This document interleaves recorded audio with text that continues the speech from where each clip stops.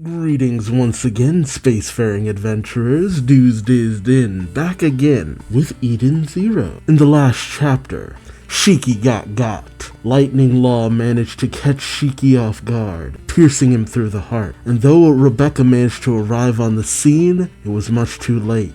Shiki was dying. And although Rebecca's mother, Rachel, warned against trying to use time travel in any way, Rebecca hoped that it maybe only work specifically on trying to jump to different timelines. If she were to rewind this timeline, Universe Zero, maybe she could save Shiki. And so, with the power of nudity, yes, nudity, Rebecca, at great strain, was able to force a rewind. Although much like when Witch had Paris, the strain did damage Rebecca herself. So another Hail Mary like this ain't gonna end too well, at least for Rebecca. But Rebecca is able to come in and get Shiki off of the scene, with Rebecca having called in someone who might be able to pick up the slack. None other than Laguna, ready to face Lightning Law in place of Shiki, with Laguna even turning the Skull soldiers into water because he could tell they were crying out of the agony of being used by Lightning Law. It's not a great type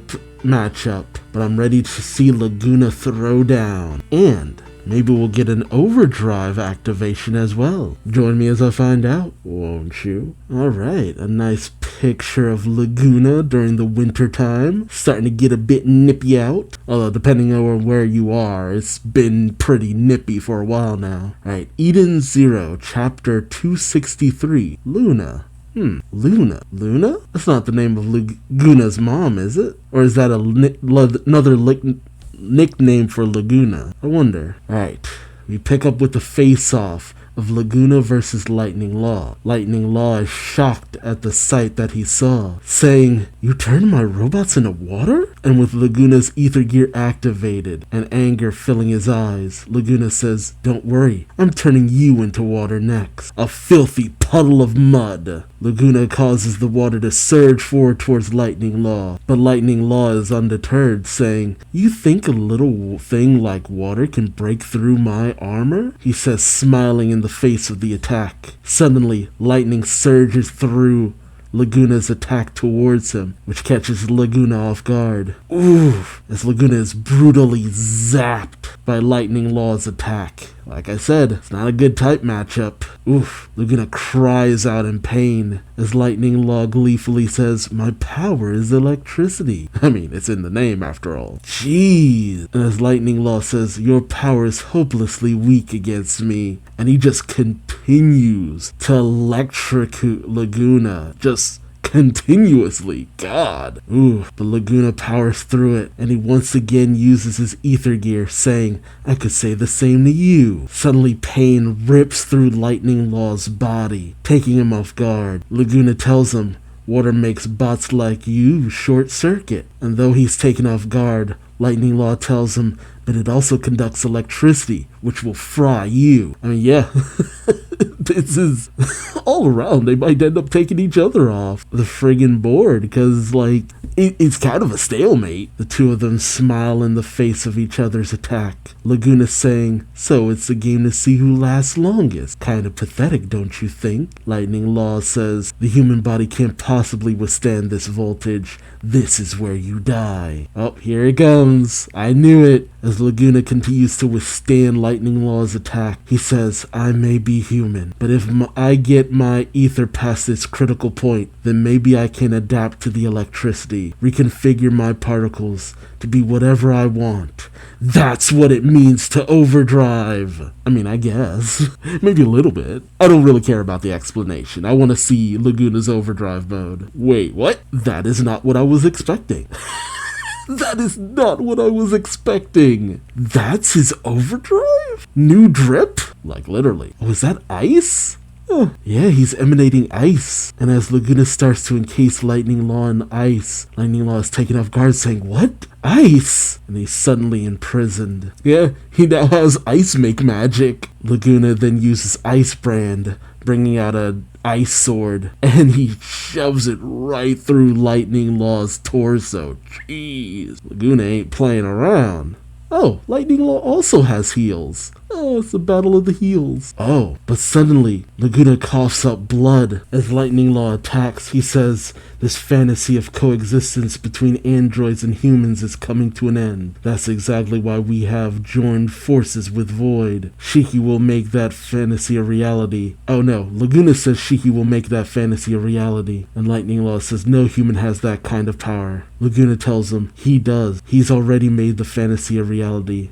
At least he has on our ship. And as Laguna does his best to withstand the attack, he says, if you would just change the way you look at things, there would be no need for us to fight. Lightning Law scoffs at this, saying, you lowly humans think you've caused a You know, I've heard this word, but I've never actually read it. Paradigm? Now reading it is so throwing me off, because it should be paradigm shift, right? Like, it should be paradigm, but for some reason reading it just is telling my brain that is not how that is said. Wow. Oh, I've never realized I've heard this word so many times, but I have never actually, I know of, actually seen it written out. Weird. You lowly humans think you've caused a see, there it goes again. Paradigm shift. I'm just gonna get past it. I just need to get past it. But nothing has actually changed. Laguna summons power to his hand, saying, sounds like you get it after all. Nothing has changed. It's just a question of whether or not you have a heart. Ooh. And Laguna uses Ice Slicer, which makes me think of Juvia's Water Slicer. And he just cuts Lightning Law to pieces. Huh. We then pick up in the cosmos. The countdown to the explosion of the Eden Zero reads 7 minutes, 32 seconds. Oh, it's Xiao Mei. Xiao Mei says the Eden Zero will explode in 7 minutes. Like, actually explode? No. But if I know them, they can find a way out of this mess. Or perhaps they are doomed to become so much space dust. Thanks, Xiao Mei. Oh, is she talking to... Wait, Xiao Mei, now looking tiny, is talking to a gigantic figure, saying, no, they will make it here. I believe in them. Mother tells Xiao Mei, I believe that they will be the heroes who will save the cosmos. Oh, she spoke for the first time. Wait, Xiao Mei can actively talk to Mother? Was that always a thing? Huh. And you know what? Now knowing what we know, that planet that looks like it's like coming apart, is that Earth? Huh. God, it's been so long since we've really thought about Mother as an entity rather than a goal. Huh. And she opens her eyes. She says, thank you for guiding them this far, Luna. Huh. Xiao Mei says, Mother, in this world, I call myself Xiao Mei. What? What does that mean? What? Okay, what is the connection here? Then again, okay. Shoot. It feels weird that Xiao Mei has a deeper connection to Mother. And yet at the same time, it feels like that shouldn't be surprising to me. Because when it was first revealed that she's someone who had met Mother, I mean, of course she played a lot of things close to the vest. But it's one of those things where I wonder if it was Mashima's intention. But because so often she just comes into the story as the narrator, I started to dismiss her. Like, straight up. Over time, she's just like a thing that shows up from time to time. So I just have completely stopped really thinking of Xiao Mei as an actual character. And so to have this, what does that mean? Or Luna. I mean, is that name significant? Also went back and noticed, I was wondering about that armband that Laguna had. G plus J. And I even said it in the moment. Gray and Juvia. It's like dumbass. Like Gray when he goes into his Demon Slayer mode, and then Juvia's giant fluffy coat. It's like, it's so obvious. Mashima always finds ways to play homage to his previous series. I mean, Overdrive itself is a reference to Rave Master. I will say, the battle between Laguna and Lightning Law wasn't as cool as I had hoped it would be. Probably something that'll look cooler in the anime. Not saying it was bad, just saying, at the very least expected maybe Lightning Law to go into Overdrive 2 and they'd battle it out, go head to head, and it would be a bit more of a struggle. I don't know. I kinda expected a little bit more. But this situation with Luna / Xiao Mei, Like, what does it mean? And notice we didn't get a flashback to 20,000 years ago this time around. What does it mean? God.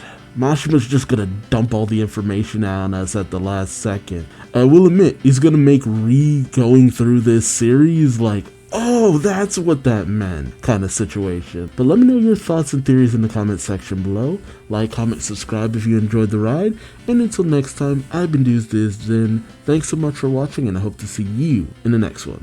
Till then, bye-bye.